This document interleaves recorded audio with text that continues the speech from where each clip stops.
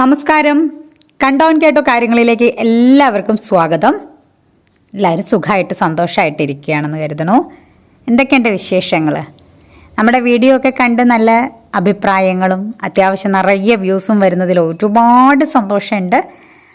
അപ്പോൾ ഞാൻ എല്ലാവരോടും പുതിയ സബ് ഒത്തിരി കൂടി വരുന്നുണ്ട്. അവരുടെ അടുത്തൊക്കെ എൻ്റെ പ്രത്യേക സ്നേഹം അറിയിക്കുകയാണ്. അപ്പോൾ നമ്മൾ കഴിഞ്ഞ വീഡിയോ നിങ്ങൾ കണ്ടുല്ലോ അല്ലേ? ഒരു 4 മിനിറ്റിൽ നമുക്ക് ചെയ്യാൻ പറ്റുന്ന ഒരു കുഞ്ഞു മെഡിറ്റേഷനാണ് അതിൻ്റെ അകത്ത് പറഞ്ഞിട്ടുണ്ടായിരുന്നത്. നമുക്ക് കടന്നിട്ട് വളരെ സൗകര്യത്തോടു കൂടി ചെയ്യാൻ പറ്റുന്നൊരു മെഡിറ്റേഷൻ. അപ്പോൾ അതെല്ലാവരും ചെയ്ത് നോക്കുക.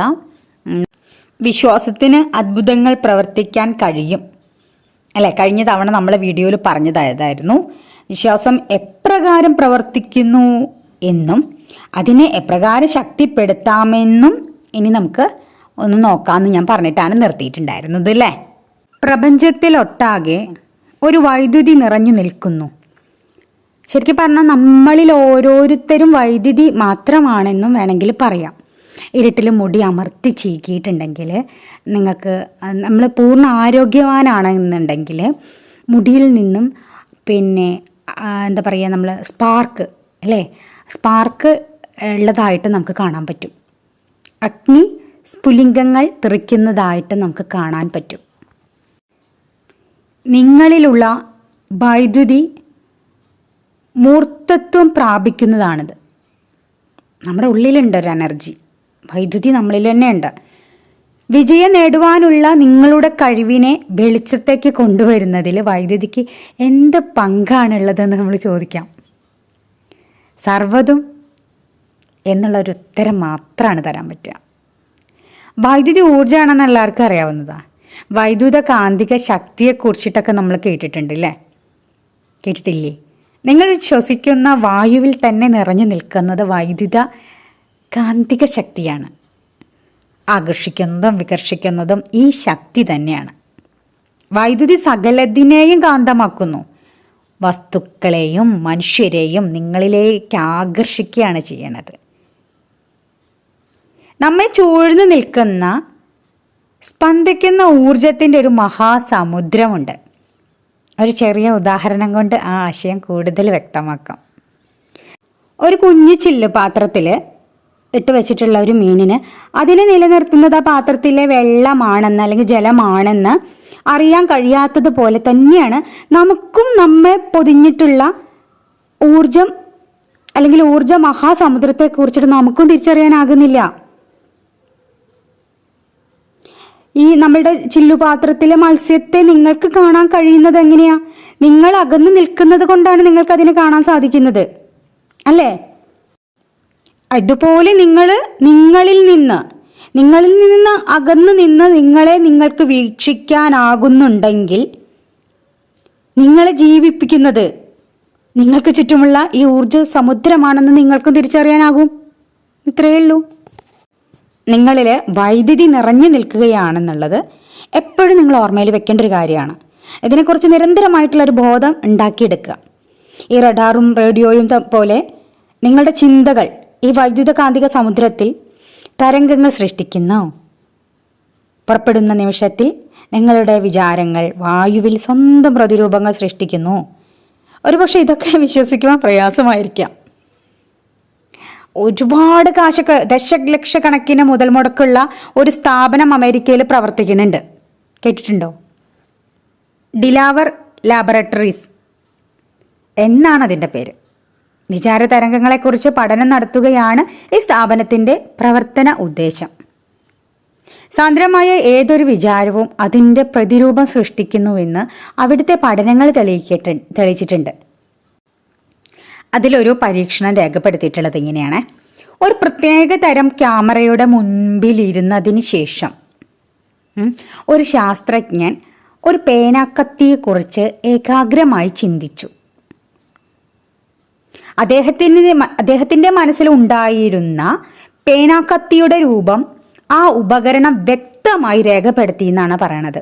പിന്നീട് ഇതിലൊന്നും വിശ്വാസമില്ലാത്ത ഒരാൾ അതേ ക്യാമറയുടെ മുമ്പിലിരുന്ന് മറ്റൊരു പേനാക്കത്തിയെക്കുറിച്ച് ചിന്തിച്ചു.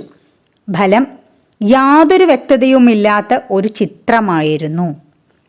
അയാൾക്ക് വിശ്വാസമില്ലാതിരുന്നത് കൊണ്ടാണ് അങ്ങനെ സംഭവിച്ചത്. ഈ ഉപകരണത്തിൻ്റെ പേരാണ് തോട്ട് ഗ്രാഫ് എന്ന്. അതിൽ പതിയുന്ന ചിത്രങ്ങളെ വിളിക്കുന്നത് തോട്ടോഗ്രാഫുകൾ എന്നും പറയും. അമേരിക്കയിൽ സന്ദർശിച്ചിട്ടുള്ളവരും ഇനി സന്ദർശിക്കാൻ പോകുന്നവർക്കുമൊക്കെ പിന്നെ എന്താ പറയുക, ഈ ഡിലാവർ ലാബറട്ടറീസ് സന്ദർശിക്കുവാൻ ഒരു സാഹചര്യം കിട്ടിയിട്ടുണ്ടെങ്കിൽ തീർച്ചയായിട്ടും സന്ദർശിക്കണം. അവിടുത്തെ പരീക്ഷണങ്ങൾ തീർത്തും നമ്മളെ ആശ്ചര്യപ്പെടുത്തുന്നതാണെന്നാണ് ഞാൻ കേട്ടിട്ടുള്ളതും വായിച്ചിട്ടുള്ളതും അറിഞ്ഞിട്ടുള്ളതും. പക്ഷെ ഞാൻ കണ്ടിട്ടൊന്നുമില്ല. അപ്പം ഇങ്ങനൊരു കാര്യം കൂടെ ഇവിടെ ഒന്ന് പറയണമെന്ന് തോന്നി. നിങ്ങളുടെ ചിന്തകൾ വായുവിൽ പ്രതിരൂപങ്ങൾ സൃഷ്ടിക്കുന്നുവെന്ന് ഇപ്പോൾ വിശ്വാസം നിങ്ങൾക്ക് വന്ന് കാണുമോ എന്നുള്ളത് പോലും എനിക്കറിയണില്ല. പക്ഷേ ഈ പ്രതിരൂപങ്ങളാണ് യഥാർത്ഥ ഭൗതിക രൂപം കൊണ്ട് നിങ്ങളിലേക്ക് തന്നെ തിരിച്ചു വരുന്നത്. പക്ഷേ അങ്ങനെ സംഭവിക്കണമെങ്കിൽ നിങ്ങൾക്ക് വിശ്വാസത്തിൻ്റെ ശക്തി ഉണ്ടായിരിക്കണം. നിങ്ങളുടെ വിശ്വാസവും ചിന്തയും എത്ര ശക്തമാണോ അത്ര തന്നെ വ്യക്തവും ശക്തവുമായിരിക്കും അവ ഉളവാക്കുന്ന ബലവും.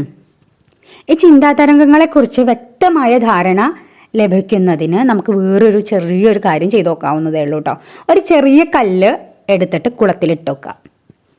അപ്പോൾ വെള്ളത്തിൽ തരംഗങ്ങൾ ഉണർന്ന് ഇങ്ങനെ പരക്കുന്നതായിട്ട് നമുക്ക് കാണാൻ പറ്റും. ഇനി കുറച്ചും കൂടെ വലിയൊരു കല്ലെടുത്തിട്ട് കുളത്തിലിട്ട് നോക്കിയാലോ, അപ്പോഴും അത് ഉണർത്തുന്ന തരംഗങ്ങൾ ചെറിയ കല്ല് നമ്മൾ ഇട്ടിപ്പോൾ ഉണ്ടായിട്ടുള്ള തരംഗങ്ങളെക്കാൾ കുറച്ചും കൂടെ വലിയ രീതിയിലായിരിക്കും നമുക്ക് കാണാൻ പറ്റുന്നത്. ഈ ശക്തമോ ദുർബലമോ ആയ നിങ്ങളുടെ വിശ്വാസവുമാണ് ഇങ്ങനെ ഇതിനോട് കണക്ട് ചെയ്യുന്നത്. രണ്ട് കല്ലുകൾ സൃഷ്ടിക്കുന്ന തരംഗങ്ങൾ തമ്മിലുള്ള വ്യത്യാസത്തെ പോലെ തന്നെയാണ് നിങ്ങളുടെ ചിന്താ തരംഗങ്ങളെ നിയന്ത്രിക്കുന്നത്. നിങ്ങളുടെ വിശ്വാസം കൂടുതൽ ശക്തമാക്കുന്നതും നിങ്ങളുടെ ചിന്ത കൂടുതൽ വിപുലമാക്കുകയും ചെയ്യുമ്പോൾ അത് കൂടുതൽ വലിയ തരംഗങ്ങളെ ഉണർത്തിവിടുന്നു എന്ന് വേണം പറയാൻ. അവ ദുർബലവും ചെറുതുമായ തരംഗങ്ങളെ മൂടിക്കളയാണ് ചെയ്യുന്നത്. ഇതൊക്കെ മനസ്സിലാവുന്നുണ്ടോ എന്തോ? ശക്തമായ വിശ്വാസമുണ്ടെങ്കിൽ നിങ്ങൾക്ക് നിങ്ങളുടെ ചിന്തകളെ കൊണ്ട് നിങ്ങൾക്ക് വേണ്ടി പ്രവർത്തിപ്പിക്കാൻ കഴിയും. നിങ്ങളുടേതായ നിങ്ങളുടെ ഒരു ലോകം നിങ്ങൾ ഉണ്ടാക്കി വെച്ചിട്ടുണ്ട് അല്ലേ? ആ നിങ്ങളുടെ ലോകത്തിന് മാറ്റം വരുത്തുവാൻ, അല്ലെങ്കിൽ നിങ്ങളുടെ സാഹചര്യങ്ങളെ നിങ്ങൾ ആഗ്രഹിക്കുന്ന തരത്തിലാക്കി തീർക്കുവാൻ ഒക്കെ നിങ്ങൾക്ക് കഴിയും. അതുകൊണ്ട് നിങ്ങളിൽ തന്നെ വിശ്വസിക്കുക. ഈശ്വരൻ്റെ പരമമായ ശക്തിയിൽ വിശ്വസിച്ചുകൊണ്ട് മുന്നോട്ട് പോവുക. കൂരിരുളിൽ നിങ്ങളുടെ ഏറ്റവും നല്ല സഹായിയും ആ വിശ്വാസമായിരിക്കും. വിശ്വാസം കൊണ്ട് നിങ്ങൾക്കും അത്ഭുതങ്ങൾ പ്രവർത്തിക്കുവാൻ കഴിയും. വലുതായിട്ട് ചിന്തിക്കുക, ശക്തിയായിട്ട് വിശ്വസിക്കുക. ഇത്ര മാത്രമേ എനിക്കിപ്പോൾ പറയാനുള്ളൂ. ഇതൊരു കുഞ്ഞു വീഡിയോ ആണ്. ഇനി അടുത്ത മെഡിറ്റേഷൻ കാര്യങ്ങളും അടുത്ത വീഡിയോയിലാണ് നമ്മൾ പറയുന്നത്. അതുവരെ കണ്ടും കേട്ടു വരുന്ന എല്ലാവർക്കും എൻ്റെ സ്നേഹവും സന്തോഷമൊക്കെ ഞാൻ അറിയിക്കുകയാണ്. കഴിഞ്ഞ തവണത്തെ വീഡിയോയിൽ കുറച്ച് പേര് എനിക്ക് പേഴ്സണൽ മെസ്സേജുകൾ അയച്ചിട്ടുണ്ടായിരുന്നു. എൻ്റെ ശബ്ദത്തിന് ഭയങ്കര ഒരു ബാസുണ്ടെന്നും പറഞ്ഞിട്ട് ശബ്ദം ഭയങ്കര പരുപരുത്ത ശബ്ദമായിട്ടുണ്ടെന്നാണ് പറയണത്. എന്തോ ഒരു വ്യത്യാസം വന്ന പോലെ എന്ന് പറഞ്ഞു. സംഭവം ശരിയാണ്. ചില സമയത്ത് ശബ്ദത്തിനൊരു മാറ്റം വരുന്നുണ്ട്. അത് തൈറോയിഡിൻ്റേതായിട്ടുള്ള ഒരു വിഷയം ഉള്ളത് കൊണ്ടാണ് ചില സമയത്ത് ശബ്ദം മാറി മാറി വരുന്നത്. നിങ്ങൾക്ക് എത്ര പേർക്ക് അത് അറിയും എന്ന് എനിക്കറിയില്ല. എൻ്റെ ഒരു സെക്കൻഡ് ചാനലാണ് ഈ കണ്ടോ കേട്ടോ. എൻ്റെ ആദ്യത്തെ ചാനൽ ദേവദർശ എന്ന് പറയുന്ന ഒരു മ്യൂസിക് ചാനലാണ്. അതിൽ ഏറെക്കുറെ പാട്ടുകളാണ് കേട്ടോ. എൻ്റെ കുറച്ച് ക്രിയേറ്റിവിറ്റി മാത്രമാണ് അതിൻ്റെ അകത്ത്. അപ്പോൾ അത് പാട്ടുകൾ അപ്ലോഡ് ചെയ്തിട്ടുള്ള വീഡിയോസാണ് അതിൻ്റെ അകത്തുള്ളത്. അടുത്തൊരു വീഡിയോയിൽ നമുക്ക് ഡീറ്റെയിൽ ആയിട്ടുള്ള കാര്യങ്ങളായിട്ട് വീണ്ടും കാണാം. അതുവരേക്കും നമ്മുടെ പുതിയ സബ്ബായിട്ടുള്ള ആൾക്കാർക്കും ലൈക്കും ഷെയറൊക്കെ തരുന്ന എൻ്റെ പ്രിയപ്പെട്ടവർക്കെല്ലാവർക്കും എൻ്റെ സ്നേഹവും സന്തോഷം ഒരിക്കൽ കൂടി അറിയിക്കുകയാണ്. Thank you.